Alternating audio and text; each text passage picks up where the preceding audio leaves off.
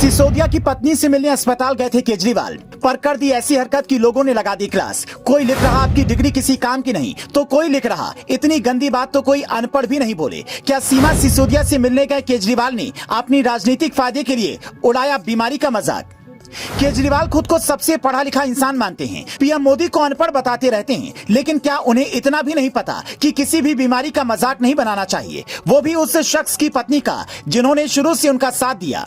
आज सिसोदिया जेल में हैं। उनकी बीमार पत्नी सीमा सिसोदिया इंद्रप्रस्थ के अपोलो अस्पताल में भर्ती हैं। कायदे से केजरीवाल को वहां पर जाकर उनका हाल चाल पूछकर भरोसा देना चाहिए था, लेकिन केजरीवाल मिलने पहुंचे तो बाहर निकलते ही कहा ये तो बहुत गंदी बीमारी है। ये केजरीवाल का ही ट्वीट है जिसमें वो लिखते हैं, अभी सीमा भाभी से अस्पताल में मिलकर आ रहा हूं। कल से वो अस्पताल में भर्ती हैं। उन्हें मल्टीपल स्क्लेरोसिस बीमारी है, बहुत ही गंदी बीमारी है। उनके अच्छे स्वास्थ्य के लिए भगवान से प्रार्थना करता हूं।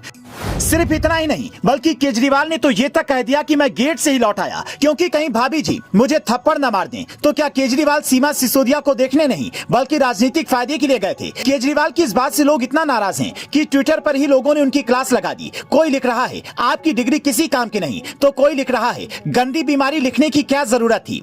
आप ही बता दो कौन सी बीमारी अच्छी होती है। बात सिर्फ यही नहीं रुकी, कई लोग तो इसमें यह भी पूछने लगे कि सीमा भाभी का इलाज दिल्ली के वर्ल्ड क्लास मोहल्ला क्लिनिक में करवाने की बजाय अपोलो में क्यों चल रहा है? क्या मोहल्ला क्लिनिक सिर्फ लोगों से वोट लेने के लिए था? हम आपको केजरीवाल का वो वीडियो सुनवाते हैं जिसमें वो कहते हैं लोग अपोलो और मैक्स छोड़कर दिल्ली के सरकारी अस्पतालों में इलाज करवाने आ रहे हैं।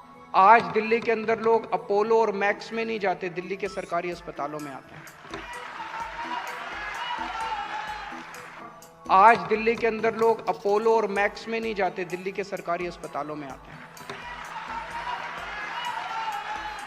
हमारा मकसद किसी की बीमारी को लेकर कुछ कहना नहीं है। ऐसा अक्सर होता है कि बीमारी बड़ी हो तो बड़े हॉस्पिटल में जाना पड़ता है। अगर आपको कोई बीमारी होती है तो आप पहले क्लिनिक, फिर जिला अस्पताल, फिर राज्य के बड़े अस्पताल और आखिर में दिल्ली एम्स में आते हैं। ये गरीब और मिडिल क्लास का तरीका है, जबकि बड़े लोग छोटी मोटी बीमारी में भी सीधा महंगे अस्पताल में जाते हैं क्योंकि उनके लिए पैसा नहीं, जिंदगी इंपॉर्टेंट है। अब यहाँ पर सवाल ये नहीं है कि सीमा सिसोदिया का इलाज अपोलो में क्यों चल रहा है, बल्कि सवाल ये है कि केजरीवाल ने उनकी बीमारी को गंदी बीमारी क्यों कहा।